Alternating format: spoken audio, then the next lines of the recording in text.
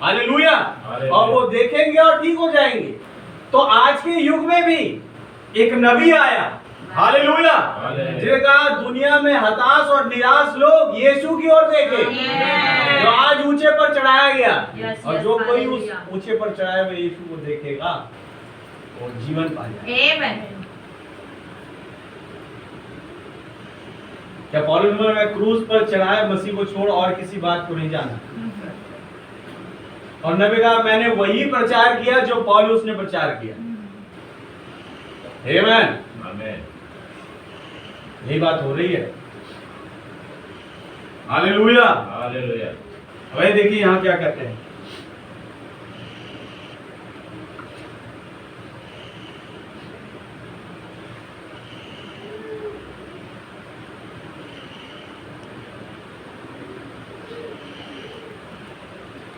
हवा जहां चाहती वहां बहती है। निकोदेमुस ने उसको उत्तर दिया, ये बातें कैसे हो सकती प्रभु? ये सुनकर यीशु ने उससे कहा, तू इजराइलियों का गुरु होकर भी क्या इन बातों को नहीं जानता? मैं तुझे सच सच कहता हूँ, हम जो जानते हैं वो कहते हैं और जिसे हमने देखा है उसकी गवाही देते हैं और तुम्हारी गवाही को ग्रहण नहीं करते। अब सिंह साहब, जब मैंने तुमसे पृथ्वी की बातें कही तुम उसकी प्रतीति नहीं करते, तो यदि मैं तुम्हें स्वर्ग की बातें कहूं तो कैसे सुनोगे?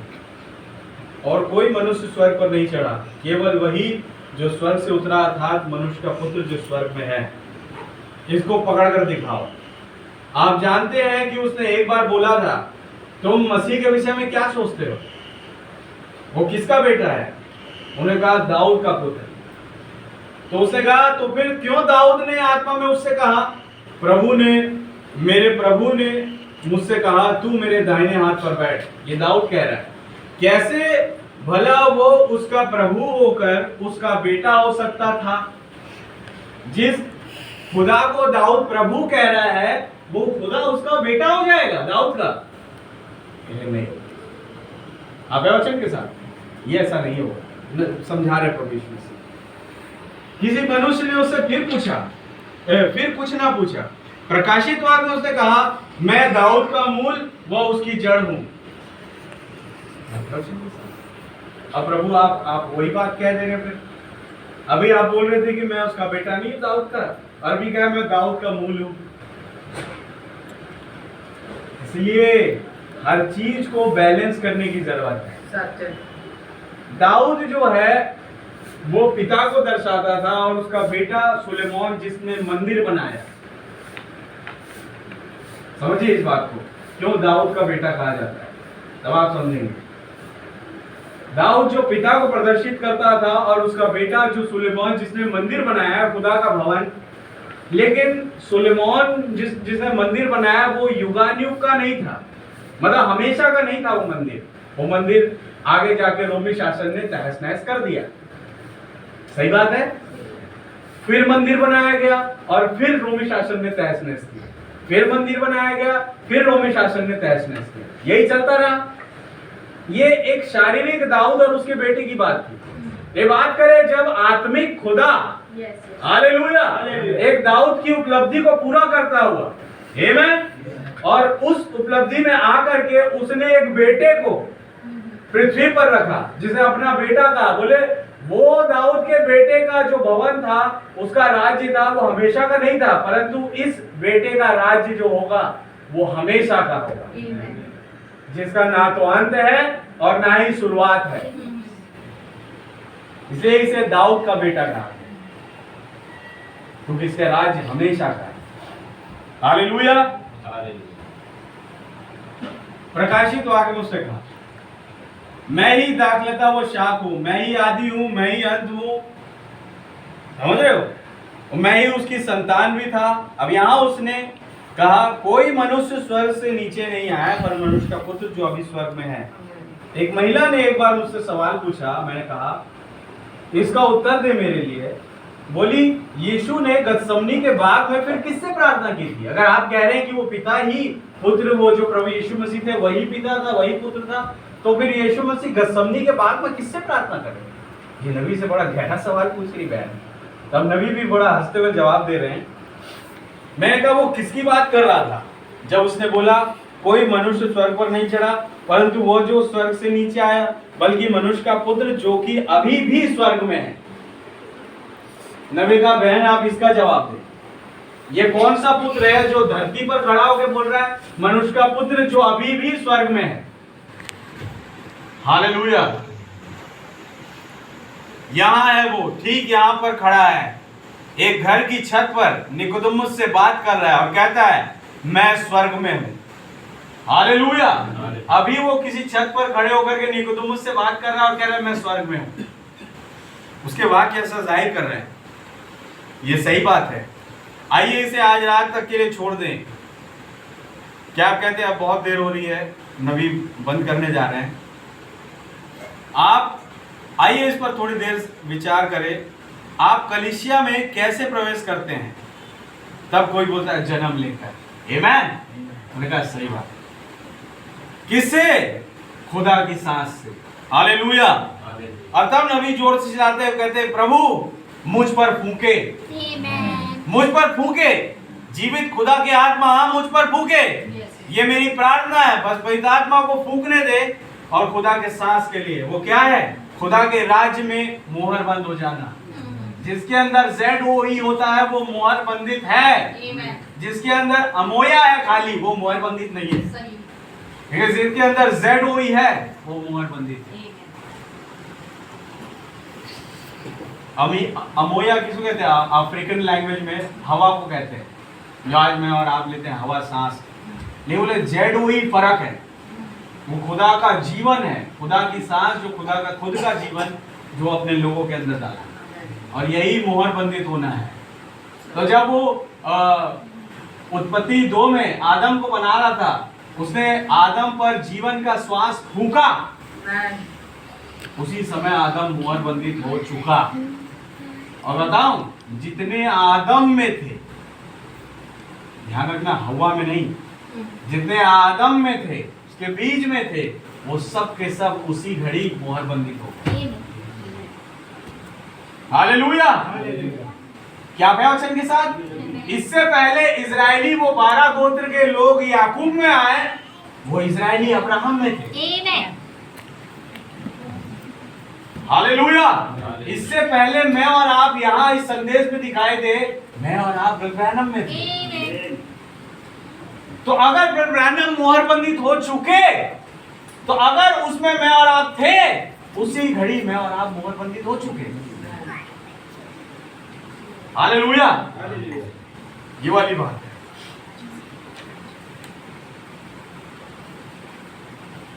देख खुदावन मुझ पर फूंके, बस पवित्र आत्मा को फूंकने दे।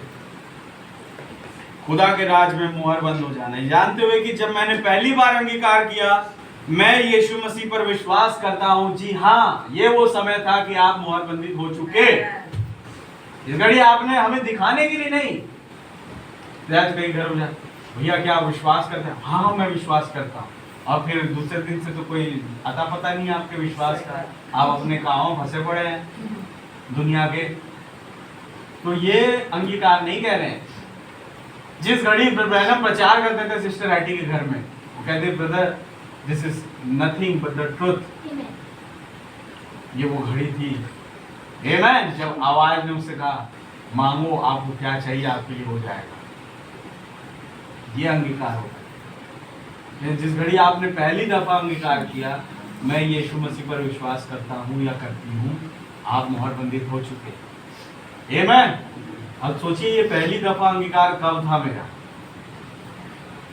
हो सकता है आज तक आपने ना किया हो। मैं कहूँगा आज आप अंगीकार करें, विश्वास करें कि मैं यीशु मसीह पर विश्वास करता हूँ, मैं यीशु मसीह पर विश्वास करती हूँ। हो सकता है अभी तक आप मोहर बंदित ना हुए हो, लेकिन इस अंगीकार के वजह से आज आप मोहर बंदित हो जाए, क्योंकि प्रभु चाहता है आपको मोहर बंदित। हालेलुया। मोहर बंदित करना एक तरीके से पुत्राधिकार के समान है। समय आता है जब पुत्राधिकार किया जाता है। हालेलुया। तो आज अपने ज़हन में सोचे, अगर आपने अंगीकार नहीं किया तो मेरे भाई बहनों, जब यहाँ से जाए उससे पहले अंगीकार करते हुए जाना कि मैं प्रभु यीशु मसीह पर विश्वास करता हूँ, करती हूँ। हालेलुया।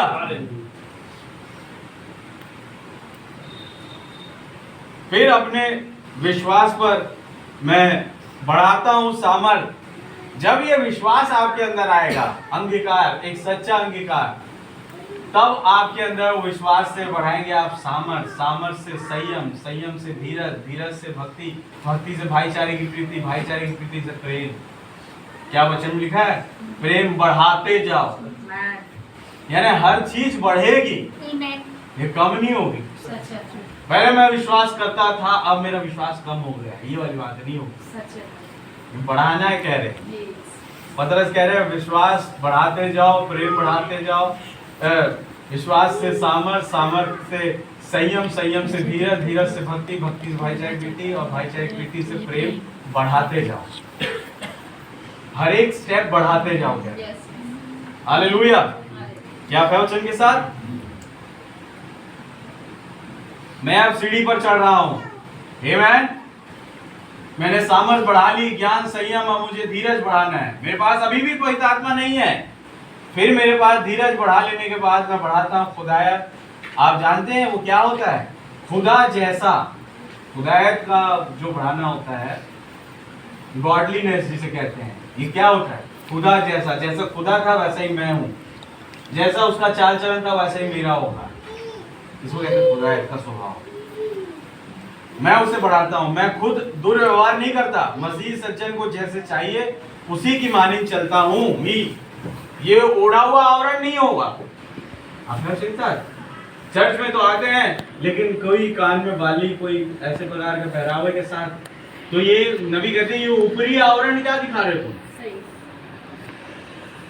आपने चिंता, जब तुम्हारा ऊपरी आवरण ही खराब है तो अंदर तो फिर क्या होगा समझो।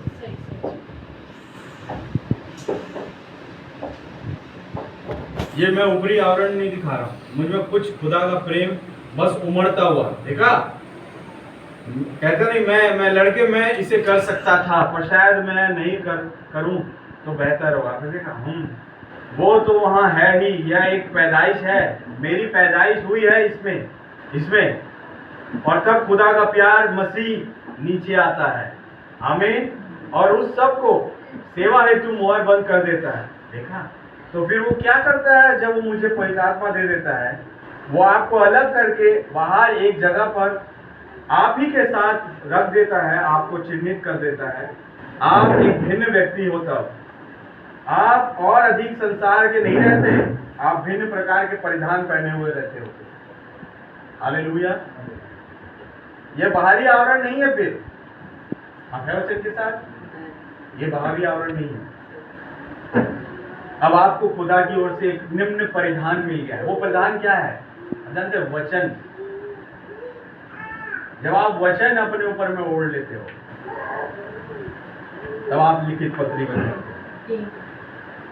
आपको जरूरत नहीं होती कि आप अटपटे, अजीब और मुड़े हुए कॉलर वाले और लंबे संस्कारों वाले जी नहीं, आप वो सब नहीं करते। आप भौतिक वस्त्र तो पहनते ही हो, ये तो बस ये आत्मिक वस्त्र होता है जिसका महत्व होता है। हालेलुया। शादी के वस्त्र आपको पहना दिए गए होते हैं। क्या है वचन के साथ? एक विवाह का भोज लगा हुआ है और वहां पर एक वस्त्र का वितरण हो रहा है, और जब आप आ गए तो आपको एक वस्त्र मिल चुका। आमीन। क्यों मिला? क्योंकि आप द्वार से आए, और यीशु ने कहा द्वार मैं हूं। जैसे यीशु, ध्यान दीजिए, उसके ऊपर छाया हुई और उसका वहां पर रूपांतरण हुआ था उनके पास, और उसका वस्त्र सूर्य की भांति चमकने लगा था। वहां था वो यीशु, खुदा अपने ही पुत्र को पुत्राधिकार दे रहा था। आमीन। और फिर ऊपर आया मूसा, और फिर ऊपर आया एलिया, और पतरस बोला। आप मालूम यहाँ होना एक अच्छी बात है। देखा मनुष्य कैसे, मनुष्य की सोच को देखते। पतरस क्या कह रहे हैं? यहाँ पर होना बड़ा मस्त है, चलो 3 मंदिर बनवा दो। अलौकिक घटित हुआ है, बोला आओ हम 3 मंदिर होते। यहाँ कहीं अलौकिक घटित हो, मनुष्य का दिमाग बोले वहां पर मंदिर बना दो। क्या होता नहीं आज दुनिया में? कहीं एक अचानक से कहीं से पेड़ उग जाए, बोले यहाँ पर तो ये उपजाऊ भूमि थी नहीं, यहाँ पेड़ उग गया, चलो मंदिर बना दो। के साथ मंदिर के नाम पर कई जगह घेर के लोग, बताओ कैसे कर दिया। लोगों को रहने की जगह नहीं है और मंदिरें देखे तो इतनी बड़ी बड़ी और बीच में पेड़ है। पेड़ को मोहरा बना के लोगों ने इतनी बड़ी जगह घेर ली। क्यों? क्योंकि ये मंदिर है।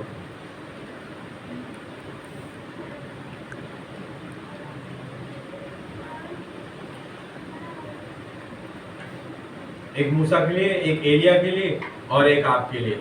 और इससे पहले कि वो बात पूरी भी कर पाता, खुदा ने पूरी की पूरी चीज को चुप करा दिया। मैं आपके साथ वचन में पढ़ना चाहूंगा, यूहन्ना 17 या मत्ती 17, अगर गलती ना करूं तो।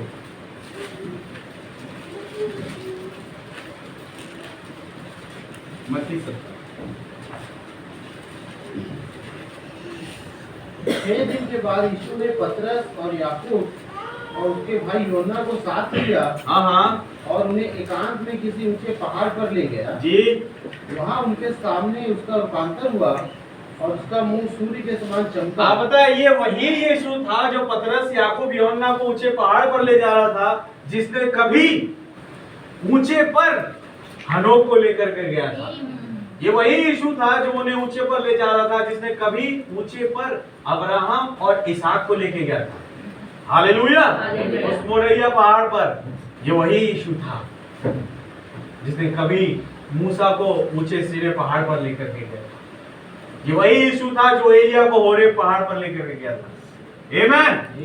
ये वही यीशु था जिसने पिसगा की चोटी पर मूसा को ले जाकर पूरा देश दिखाया था। हालेलुया। वही यीशु था भाई, ध्यान रखना इस बात को। अगर वही यीशु उस समय पर था और वही यीशु इस समय पर मत्ती में पतरस, याकूब, यूहन्ना को ऊंचे पर ले जा रहा है, और अगर वही यीशु कल आज और यहाँ पर है, तो यहाँ पर भी से भी किसी को ऊंचे पर ले जा सकता है। वही सामर्थ आज उसमें है। हालेलुया। क्या है वचन के साथ? और आइए, और 6 दिन के बाद ये 7वां दिन था जब प्रभु ऊंचे पर ले गया। और आगे वहाँ उनके सामने उसका रूपांतर हुआ। हाँ जी। और उसका मुंह सूर्य के समान चमका जी। और उसका वस्त्र ज्योति के समान उजला हो गया। यानी SON जो था उसका मुंह SUN के समान चमका। हालेलुया। क्या है वचन के साथ? और आगे, और मूसा और एलिया उसके साथ बातें करते हुए उन्हें दिखाई दिए। हाँ इस पर पतरस ने यीशु से कहा, जी, हे प्रभु, हमारा यहाँ रहना अच्छा है। यदि तेरी इच्छा हो तो मैं यहाँ 3 मंडप बनाऊं, जी। एक तेरे लिए, एक मूसा के लिए और एक एलिया के लिए। ये पतरस ने बोला, यहाँ प्रभु रहना अच्छा है।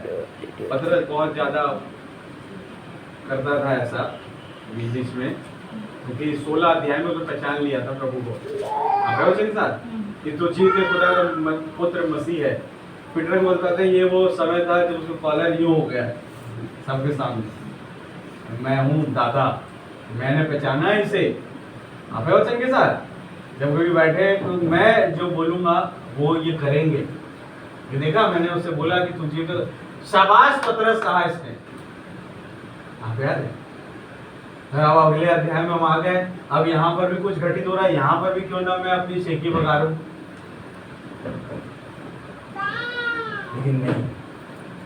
प्रभु कहा वो वाली बात तो पिता ने प्रकट करी थी, लेकिन ये वाली बात तो तत्व ज्ञान, भौतिक ज्ञान, दुनियादारी समझ के अनुसार ही बोल रहा है।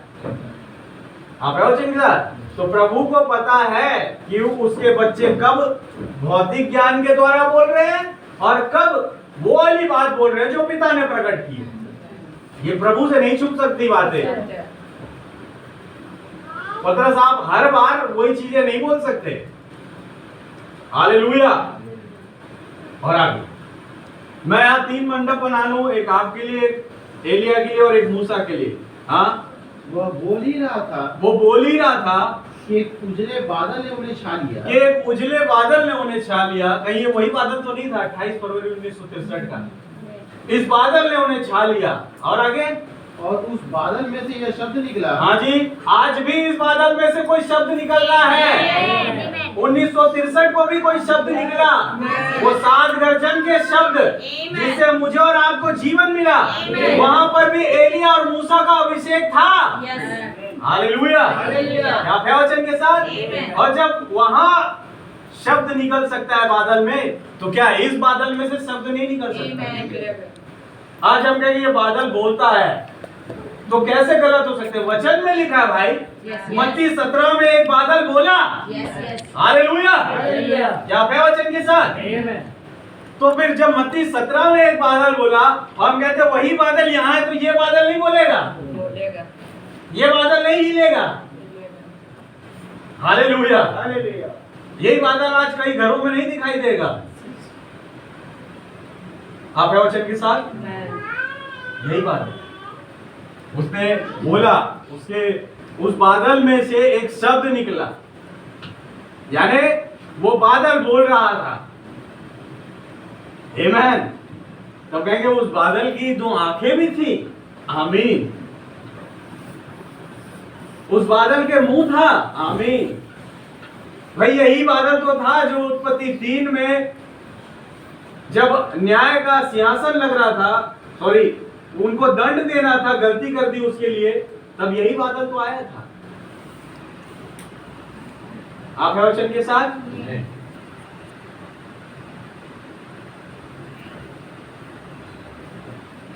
खुदा का नाम बहुत मुबारक हो। और उस बादल में से एक शब्द निकला, क्या बोल रहा है? यह मेरा प्रिय पुत्र है, हाँ हाँ, जिससे मैं प्रसन्न हूँ, इसकी सुनो। इसकी सुनो। आमीन। अब ये वाली बात पे लोग कह देखा वो पिता है, तो कह रहा है ये मेरा पुत्र है, इसकी सुनो। आमीन। बट इसकी सुनो का मतलब क्या था? वो बादल तो बोल रहा था, लेकिन लिखा क्या है? उस उजले बादल ने उन्हें छा लिया और उस बादल में से एक शब्द निकला। अब बोलने वाला वो पुत्र नहीं था, वो बादल था, लेकिन वो बादल के पीछे ही पुत्र खड़ा था। उस बादल को ओढ़े हुए ही पुत्र खड़ा था। आप है वचन के साथ? हालेलुया। तो वो पुत्र अलग, पिता अलग और बादल अलग, ऐसा नहीं है। समझ रहे मेरे भाई बहनों? और इस बादल में से एक शब्द निकला, इसकी सुनो। ये है कौन जो हम इसकी सुने? बोले ये वही है जिसने मूसा को कहा कि कौन होगा बता? बोले मैं जो हूं सो हूं। हालेलुया। ये वही मैं है, ये तुम इस मैं की सुनो। आमीन। ये वही व्यक्ति है जो सदरक मेशक अबेदनगो की भट्टी में आया था। हालेलुया। ये वही व्यक्ति है जो दानियल जब सिंहों की मांद में था वहां पर आया था। ये वही व्यक्ति है जो यहोशू के टेंट में आया था। ये वही है जिसने जलती हुई झाड़ी में मूसा से बात करी थी। ये वही था जिसने अब्राहम से बात करी और कहा तो अपने इकलौते पुत्र इसहाक को मेरे लिए बलिदान कर और उस जगह जा, मैं जो तुझे दिखाऊंगा। हालेलुया। और ये वही व्यक्ति था जो मोरिया पर्वत पर उस मेमने का प्रयोजन किया। इसलिए मैं तुमसे कह रहा हूं, बादल आवाज से दे रहा है कि इसकी सुनो, बिकॉज इसी के हाथ में सब कुछ है। आप है वचन के साथ? नबी ने बताया ये पुत्राधिकार का टाइम था। हालेलुया। लेकिन वो पुत्र अलग, पिता अलग नहीं। वही पिता है, वही पुत्र है और वही पवित्र आत्मा भी है। आपको याद है जब मरियम के अंदर वो बच्चा आना था तो क्या कहा जिब्राइल स्वर्गदूत ने? उन्होंने कहा कि तू पवित्र आत्मा की ओर से गर्भवती होगी, खुदा का आत्मा तुझ पर साया करेगा। यानी वो बच्चा नहीं था, वो बच्चा तो था लेकिन वो आत्मा से भरा हुआ बच्चा था जो उसके पेट में था। आप है वचन के साथ? क्योंकि वचन ऐसा बताता है और नबी ने कहा जो वचन बताता है मैं उससे दाएं और बाएं नहीं मुड़ सकता। हालेलुया। एक बहन ने कहा जैसे साइंस में है कि सूरज जो है रुक नहीं सकता, बल्कि पृथ्वी रुकेगा, चांद रुकेगा और वो तमाम तारे रुकेंगे क्योंकि वो सूरज की परिक्रमा कर रहे हैं। आप है उसके साथ? सूरज अपने स्थान पे। लेकिन ब्रैनम ने कहा अगर बाइबल कहती है कि यहोशू ने सूरज को रोका तो मैं कहूंगा सूरज रुका। क्यों रुका? क्योंकि अगर साइंटिफिकली देखा जाए तो सौर मंडल में ये एक ब्रह्मांड में बहुत सारे सौर मंडल है और उस हर एक सौर मंडल के अपने एक सूरज है। तो वो सारे सौर मंडल घूमते हैं, तो ऑब्वियस सी बात है कि सूरज भी फिर घूम ही रहा है, भले ही वो सारे ग्रह सूरज के चारों ओर चक्कर लगा रहे हैं। लेकिन बाइबल बता रही है कि सूरज को यहोशू ने रोक दिया। तो मैं विश्वास करता हूं कि सूरज रुका। हालेलुया। क्या है वचन के साथ? जो वचन में लिखा है हम उसको तोड़ मरोड़ नहीं सकते।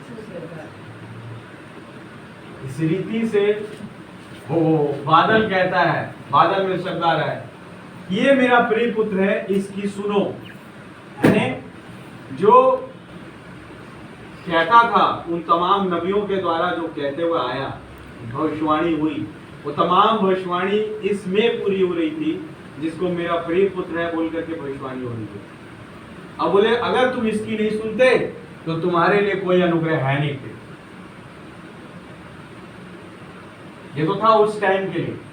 अब आज जब वही बादल आया 1963 में 28 फरवरी को, और जब उस बादल ने किसी पर पॉइंट किया और वो बादल ने किसी को अपने ऊपर उठाया, अपने ऊपर छा लिया और कहा ये मेरा प्रिय पुत्र है, इसकी सुनो, तो आज अगर उस पुत्र की कोई नहीं सुनेगा उसके ऊपर अनुग्रह नहीं। और आज वो पुत्र बना कौन?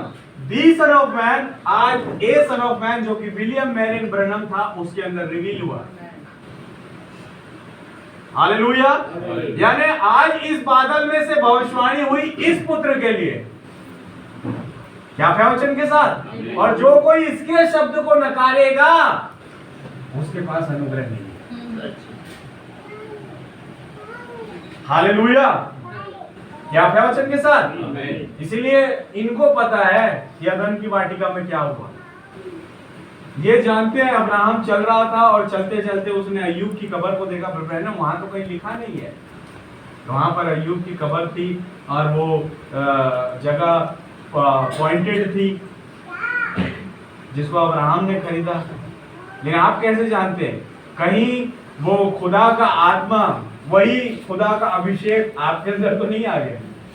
वही खुदा आपके अंदर तो नहीं आ गया जो जगह जगह विजिट किया अपने लोगों के साथ? मैं धन्यवाद देता हूं प्रभु का, आज इनके लिए भविष्यवाणी है। और अगर वही अभिषेक आगे बढ़ रहा है तो आज मेरे और आपके लिए भविष्यवाणी है। आप वचन के साथ ये हमें मंडप नहीं बनाने हैं। यहाँ पर ये अलौकिक घटा, यहाँ पर मंडप बना लो। पेंटिकॉस्टल यहाँ पर बहुत बड़ा पेंटिकॉस्टल चर्च है, यहाँ पर एक मंडप बना लो। हम मंडप नहीं बनाते, बल्कि एक आवाज मेरे और आपके पास आई और उस आवाज ने कहा इसकी सुनो। और मुझे और आपको उसकी सुनना है। कैसे सुने? बहुत तेरे टेप्स हैं उसके।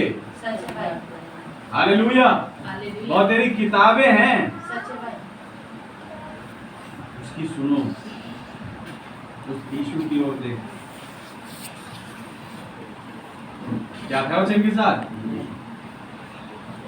कि आकाश और भूमि टल जाएगा परंतु प्रभु का वचन नहीं टलेगा। जो उसने एक दफा बोल दिया वो पूरा होके रहेगा। जो बोल दिया है कि मैं इसमें से होकर के काम करूंगा, या इसके अलावा फिर आपको कहीं और साधन मिलेगा नहीं। इसलिए भाई आशीष हमेशा ज्यादा फोकस करते हैं कि टेप को सुनो, टेप को सुनो, टेप को सुनो। क्यों करते हैं? तो मालूम है कि भविष्यवाणी आज इनके लिए हो गई, इन टेप्स के लिए हो गई। क्या उन टेप्स में लिखा हुआ है कि ये टेप्स जंगलों में जाएंगे और वहां के लोग सुनेंगे और विश्वास करेंगे कि आज के युग में खुदा उतर गया है?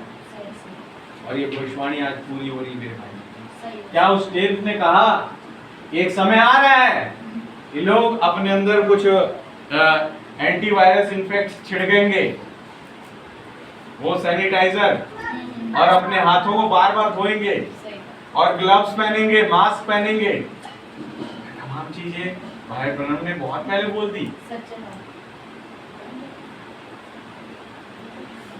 वो भविष्यवाणी आज पूरी हो रही है। मैं और आप उस भविष्यवाणी का हिस्सा है, मैं और आप उस पुत्र का हिस्सा है। तो हम कैसे पीछे रुक जाए मेरे भाई? हमें तो आगे बढ़ना है। नबी कह रहे बढ़ते चले जाओ। मैं बढ़ाता जाऊंगा कह रहे हैं, मैं सीढ़ी चढ़ने जा रहा हूं, तो हम पीछे रुक जाए। ब्रह्मानम जो है सीढ़ी चढ़ के निकल जा रहे हैं और हम पीछे रुक जाए, तो फायदा क्या है ब्रह्मानम के पीछे चलने का?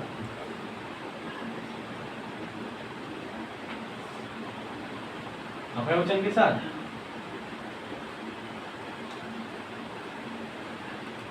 एक कहावत है बहुत पुरानी, follow your dreams, follow your dreams. अब बात यह है कि तुम्हारा ड्रीम्स है क्या? कहीं का आईएएस बनना है, कईयों का सीए बनना है, कईयों का डॉक्टर बनना है। ये ड्रीम्स होता है लोगों का। मुझे बहुत पैसे वाला बनना है, रतन टाटा अंबानी जैसा, समझ लो, बिल गेट्स जैसा। ये हमारा ड्रीम है। लेकिन मेरा और आपका ड्रीम क्या है? आप उसे फॉलो करें। हालेलुया। और मैसेज के अनुसार एक ही ड्रीम मुझे और आपको समझ में आना चाहिए कि हमारा ड्रीम है रैप्चर। अगर हम उसमें चूके भैया, कोई ड्रीम फिर हमारे काम नहीं आएगा। सच है भाई। तो मैं कहूँगा फॉलो योर ड्रीम, जो रैप्चर है उसका अनुकरण करो, और तब होगा वो जब आप इनके पीछे चले। सच है। जब इनके पीछे चले, बिकॉज ये है फ्रंट पे खड़े हुए और जो देख रहे हैं आपको, और जैसे ही आप इधर उधर हो रहे हैं, ये कहते हैं गेट बैक इन लाइन। बहुत ही छोटा सा संदेश है ब्रैनम का, चूजिंग ऑफ अ ब्राइड, दुल्हन का चुना जाना। आप वचन के साथ 1965 का संदेश है, आप पढ़ सकते हैं। आपको पड़ेगा कि मुझे और आपको चलना कहाँ है और कैसे चलना है। क्या ब्राइड? एक ब्राइड का चुना जाना, एक दुल्हन का चुना जाना, वो कैसे है? हालेलुया। जी मेरे भाई बहनों, दुनिया में बहुत सारे आपको रास्ते दिखेंगे, बहुत सारे मोड़ दिखेंगे, लेकिन अगर उन रास्तों पर, उन मोड़ पर ब्रदर ब्रैनम ना हो, मैं कहूँगा अपना रास्ता मोड़ लेना। मैं बोल रहा हूँ, सही बात। ब्रदर ब्रैनम ना हो, उस रास्ते से मुड़ जाना और उस रास्ते पर जाना जिस रास्ते पर ब्रदर ब्रैनम हो। हालेलुया। क्या आप हैं वचन के साथ?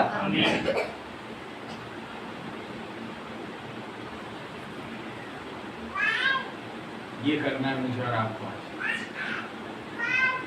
क्योंकि जिसके विषय में बोल दिया गया कि ये मेरा प्रिय पुत्र है, इसकी सुनो। आज भी उस बादल ने भविष्यवाणी करी, 7वें दूत के शब्द देने के दिनों में खुदा का गुप्त मनोरथ, वो तमाम भेद प्रकट होगा। इसका मतलब वो बादल साफ साफ ये कह रहा था कि 7वें दूत की सुनो। आमीन। और अगर आपने और मैंने 7वें दूत की नहीं सुनी, हम गलत ट्रैक पर हैं। हालेलुया। हम गलत ट्रैक पर हैं। चाहे जितनी सेखी बघार ले हम अपने समझ की, अपनी बातों की, हम गलत ट्रैक पर हैं। अगर मैंने और आपने 7वें दूत का अनुकरण करना छोड़ दिया तो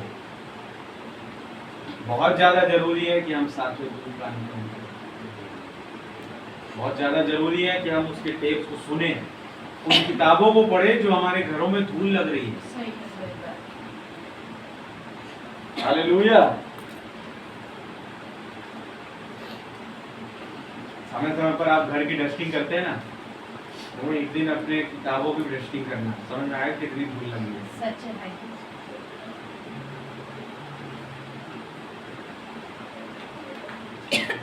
कभी सोचना, अनंत जीवन की किताबें हैं, उसमें धूल लग रही है, मेरे पास समय नहीं है कि मैं उसे पढ़ सकूं। अभी सोचना ये चीज कि जिस किताब से मुझे स्वर्ग में जाना है, वो किताबें धूल लग रही हैं। क्यों? क्योंकि मेरे पास समय नहीं कि मैं उसे पढ़ सकूं। क्या करें भाई, हमारे पास तो वही पुराने, अरे पुराने पुराने ही पढ़ लो, दोबारा से पढ़ लो, एक को एक बार पढ़ा तो सब चीज पढ़ चुके हैं। अपने भाई बहनों से कंसल्ट करो। क्या आपके पास ये वाले मैसेज है, वो नए मैसेज के साथ? 1-2 साल पहले एक डॉक्ट्रिन आई थी इस चर्च में, अपने संदेश किसी को देना मत ना, पढ़ लियो तो भी घर में सजा के रखो, उस पर दीमक लगे चल जाएगा, लेकिन तुम किसी को देना मत। बात ये नहीं है। मुझसे किसी पूछा कि बस सच है, मैं कहा भैया ये सच नहीं, भाई ये कह ही नहीं रहे। अपने संदेश उनको मत देना जिनको संदेश का क्या बोले, उसकी समझ ही नहीं है, मतलब वो जानते नहीं कि इसका मोल क्या है, उनको मत देना, चाहे वो चर्च में आने वाला भाई बहन ही क्यों। भैया आपने पढ़ लिया, अगर कोई डिमांड कर रहा है उस संदेश को मुझे तो भैया मेरे को थोड़ा पढ़ना है तो आप दे सकते हो, तो कोई दो राय नहीं, लेकिन उन भाई बहनों का भी ये फर्ज है कि पढ़ के वापस उन्हें दे दे। अपने घरों पे ही ना दबा के रख ले कि मुझे संदेश मिल गया मुझे, बात ये भी नहीं है।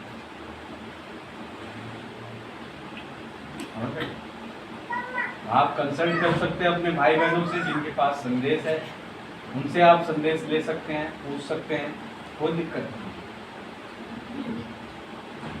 भाई भाई बहन बहन के ही तो काम आएगा ना बढ़ने में।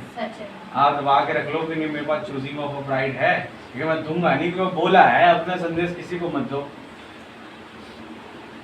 हाँ मैंने पढ़ लिया, बहुत जबरदस्त संदेश है, मैं दूंगा नहीं, दूंगी नहीं, तो सामने वाला नहीं पढ़ के वो प्रकाशित नहीं कर पाएगा, आपके चलते वो फिर थोड़ा सा गिरावट में आ जाएगा। आपको जरूरत है कि आप उसे उठाएं।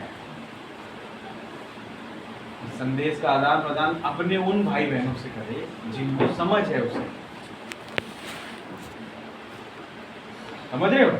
हाँ जैसे किसी नए के पास गए, उनके जाकर के संदेश मत दो ढाई से, उनके पास वचन ही रखो, उन्हीं बातों को रखो, संदेश से ही भले रखो, लेकिन संदेश किताब अपने साथ लाओ वापस घर।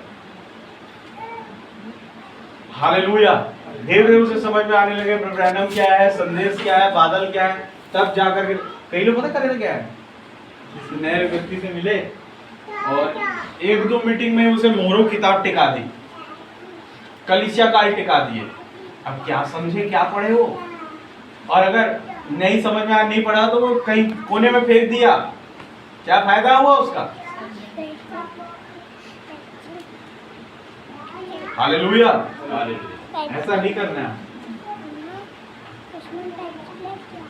मोरो किताब, कलीसिया का किताब बहुत बहुमूल्य है, बहुत ही कीमती है। आप है के साथ हमें इन चीजों को बड़ा संभाल के रखना भी है और उस पर दिन प्रतिदिन ध्यान भी देना है, पढ़ना भी है। क्या प्रवचन के साथ मेरे भाई बहनों नहीं पढ़ पाते, ये आपकी दिक्कत है। लेकिन जब नहीं पढ़ पाते तो सोचना ये चीजें बैठ के, मेरे पास टाइम नहीं है पढ़ने का, जो किताब मुझे स्वर्ग में ले जा रही है। हालेलुया। उनमें धूल लग रही, मिट्टी लग रही, मेरे पास टाइम है अपने सोशल मीडिया में रहने का, समझ रहे हो, अपने दुनियादारी में रहने का, यहाँ जाना वहां जाने का टाइम है। लेकिन जब बात करें उस चीजों को पढ़ने की जो मुझे स्वर्ग में ले जाए, मेरे पास टाइम नहीं है, मेरे पास टाइम नहीं। और जैसा नबी ने कहा, अगर वही आत्मा होगा तो जो काम उन्होंने किए उस चर्च ने, वही काम तुम करो। हालेलुया। जो काम उस मूल दाखलता ने किया, वही काम ये डालियां करेंगे, अगर वही आत्मा वही जीवन तुम्हें दिखाई दे। प्राणों की चिंता होगी, मैसेज की चिंता होगी, अपने जीवन की चिंता होगी, अपने लोगों की चिंता होगी, प्रार्थना भरा जीवन होगा। जब समय मिला प्रार्थना करेंगे। हालेलुया। बच्चों के समान हमेशा सीखने की कोशिश करेंगे। क्या आप है उसे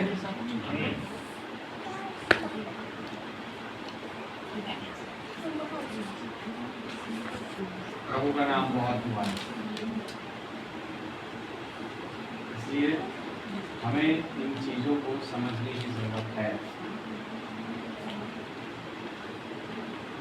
और तब आप पाएंगे कि आप अपने ड्रीम को फॉलो कर रहे हैं। आपके पास वो आत्मा है, आपके पास वो ZOE है, आपके पास वही अभिषेक है जो पहली दफा उस कलीसिया में था। हालेलुया। तब समझ में आया कि आप खुदा के चुने हुए उसका बीज है। आमीन। ऐसे दुनिया में हमें चलते नहीं रहना है, हमें वचन के साथ एक होकर के, जब हम कहते हैं हमें यीशु मसीह के देह में के अंग है, अगर देह में के अंग है तो वही जीवन जो एक हाथ में होगा दूसरे हाथ में भी होगा। एक ही देह के हिस्से हैं, तो मेरा ही जीवन ना मेरे हाथ पैरों में, आंख नाक कान मुंह में सब में होगा। हालेलुया। क्या है वचन के साथ मेरे भाई बहनों? अगर आप देह में के अंग है तो वही जीवन जो यीशु मसीह का है वही आपका होगा। जल और आत्मा, वचन और प्रकाशन, ये हमारे जीवन में बहुत जरूरी है। अगर अनुग्रह भरा जीवन है, आपका नया जन्म हो गया। अगर आपका चाल चलन अनुग्रह भरे जीवन के चाल चलन जैसा नहीं है, कहीं ना कहीं गलती में है, नया जन्म हुआ नहीं। आपने पुराने जन्म को अपने साथ चिपका रखा है, उस नाम को। हालेलुया। हमें उसे हटाने की जरूरत है। क्या है वचन के साथ? तब आप देखिए, आप जो कहेंगे वो आपके लिए होगा, कोई समस्या नहीं रहेगी। तो समस्या परिस्थिति आती है और जाती है, उनका एक टाइम है आने का और एक टाइम है जाने का। लेकिन जो आनंद है, मसीह का आनंद, नबी ने बताया वो हमेशा का है, इसका कोई टाइम पीरियड नहीं है। ये एक बार आता है तो दोबारा जाता नहीं है। अगर उसी आत्मा वालों ने उस आनंद को ग्रहण किया तो, जैसे पेंटेकोस्टल में हो रहा है। हम पेंटेकोस्टल के, मैं कूदा चीखा चिल्लाया, इसे मैं विश्वास करता हूँ मेरे पास पवित्र आत्मा है। हाँ? मैंने कहा ये वो बात नहीं है, आप गलत ट्रैक पर हैं, हमें ट्रैक सुधारने की जरूरत है। पवित्र आत्मा का मतलब ये नहीं है, क्योंकि यीशु मसीह के द्वारा अगर देखा जाए, पवित्र आत्मा ने कहा कि जब पवित्र आत्मा आएगा तुम्हें मेरी ही बातों में से लेकर के बताएगा। हालेलुया। और जब पवित्र आत्मा आया, ऑटोमेटिक लोगों ने समझा कि पतरस बोल क्या रहा है। कई प्रकार के भाषा वाले लोग थे, हैं? अभी सुकमा में थे हम, वहां पे भाई मीका जो है, उनको भी तेलुगु थोड़ी सी वैसे ही टूटी आती है, तो कहे भैया मैं कैसे प्रचार करूंगा तेलुगु में, क्योंकि अधिकतर तेलुगु भाई लोग आ रहे हैं और हमारे जो खोया भाषा वाले लोग हैं उनको भी समझाना है। वो तो चलो हिंदी में समझ जाएंगे, लेकिन तेलुगु जो भाई लोग हैं वो हिंदी में समझेंगे नहीं, तो मेरे को तेलुगु में अनुवाद करना पड़ेगा। मगर कोई बात नहीं भैया, करो, प्रभु आपके साथ हो। आप लोगों ने सुना वो बात, काफी बढ़िया उन्होंने अनुवाद किया। तो मैं यही बात उन्हें बता रहा था उस चर्च में, अनुवाद जो है मैटर नहीं करता है, मैटर करता है पवित्र आत्मा आपके पास है कि नहीं। क्योंकि जब पवित्र आत्मा आया पेंटेकोस्त के दिन में, तो वहाँ कई प्रकार के भाषा के लोग थे, लेकिन जब पतरस यूनानी भाषा में प्रचार करता था, इब्री भाषा में प्रचार करता था, तो लोग अपनी भाषा में समझ रहे थे। हालेलुया। ये किसका काम था? पवित्र आत्मा का। मेरी ही बातों को तुम्हें समझाएगा, चाहे वो किसी भी भाषा में क्यों ना हो। ये पवित्र आत्मा का आमीन। और बहुत बढ़िया समझा उन्होंने, तेलुगु वालों ने भी, और वहाँ पे जो बैठे थे भाई के अपने गांव के वो लोग बहुत धन्यवाद। इसी रूप में मुझे और आपको हर एक मैसेज को, हर एक टेप को, हर एक प्रचार को समझने के लिए पवित्र आत्मा चाहिए। अगर पवित्र आत्मा हमारे पास है नहीं, मैं कहता हूँ मांगे। यीशु मसीह क्यों पवित्र आत्मा मिले? अंगीकार, नबी कह रहे हैं मेरा वो अंगीकार, जब मैंने विश्वास किया, मैं विश्वास करता हूँ प्रभु यीशु मसीह पर, भाई ये मेरे नए जन्म को लेके आया। जब अंगीकार करे क्या आप विश्वास करते हैं यीशु मसीह पर? हालेलुया। हालेलुया। आपका विश्वास आपके नए जन्म के तजुर्बे को लेकर, केवल पानी में डुबकी मारना नहीं, सच। पानी में डुबकी मार के भी लोग नया जन्म नहीं प्राप्त कर सकते। और जब तक नया जन्म नहीं होगा कोई नया बदन नहीं है। ये नया जन्म बहुत जरूरी है भाई और मेरी बहन, इसे समझे और गहराई से समझे, सोचे कि आज क्या प्रचार है, क्यों निकोदेमुस आया प्रभु यीशु मसीह के पास, क्यों बता रहे जल और आत्मा, गहराई से समझे, सोचे, इसकी सुनो, क्यों बोला, क्यों वो व्यक्ति जो वहां पर था उसके ऊपर पॉइंट करके इसकी सुनो, दिस इज द मैन, ये है वो मनुष्य, ये मेरा प्रिय पुत्र, माय बिलोवेड सन। बादल से शब्द आया, कहीं बाहर से भोंपू नहीं लगा दिया गया, लाउड स्पीकर, बात है होता है ना सर, लाउड स्पीकर लगा देते हैं हर एक रोड में। जैसे एक रोड जा रही है, यहाँ समझ लो इस स्ट्रीट में कई सारे स्ट्रीट है, हर एक स्ट्रीट में एक भोंपू लगा दिया जाएगा और वहां पर एक मंदिर से आरती बजेगी और वो हर एक स्ट्रीट में सुनाई देगी, सब सुनो। ये ऐसा नहीं था वहां पर, ये भोंपू जो था वो सबके लिए नहीं था। क्या यीशु ने कहा भेदों की समझ तुमको दी गई पर उनको नहीं, यानी जो उपासना मैं तुम्हें दे रहा हूं, जो उपासना करने का अधिकार तुम्हें दे रहा हूं, वो सबके पास नहीं है। हालेलुया।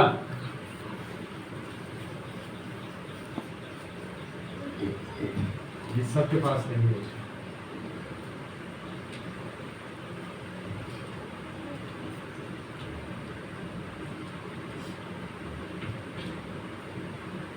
भाई हॉवर्ड कैडल का एक बहुत अच्छा वाक्य नबी यूज कर रहे हैं, हमारे पास कोई कानून नहीं है सिवाय प्रेम के। आप है संसार, कोई पुस्तक नहीं है सिवाय बाइबल के, और कोई पंथ नहीं है सिवाय मसीह के। ये वाला वाक्यांश दिल्ली चर्च में लिखा हुआ, अगर आप नोटिस करें, नो लॉ बट लव, और no book but the Bible, no creed but Christ, मसीह, जीसस। हालेलुया। बहुत ही बढ़िया वाक्य है, प्रभु का धन्यवाद। ध्यान करें कि आज मेरे और आपके पास क्या है। आज जाके घर जाओ तो एक बारी गहरी निगाहों से उन संदेशों की ओर निहारना। बोल रहा हूं, आत्मा नहीं है, मिलेगा, थोड़ा सा देखना पलट के संदेशों की। ये संदेश जो रखे हुए सेल्फ में, ये मेरा रैप्चर, मुझे स्वर्ग में ले जाने वाली चीज है। अब कोई चींटी दिखेगी, आप तुरंत उस चींटी को निकालेंगे और मारेंगे। कोई धूल दिखेगा, कोई जाला दिखेगा, आप तुरंत उस जाले को खींचेंगे, बोले ये स्वर्ग में ले जाने वाली पुस्तक है, इसमें जाले कैसे?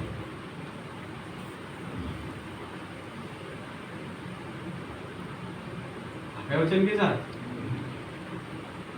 इसी को गौर। तो प्रभु इस वचन के द्वारा आप सबको बहुत आशीष, बहुत बहुत बेसी। प्रभु का नाम बहुत बात, बोलने के लिए बहुत सारी बातें हैं, लेकिन समय हमें अनुमति नहीं देता। एक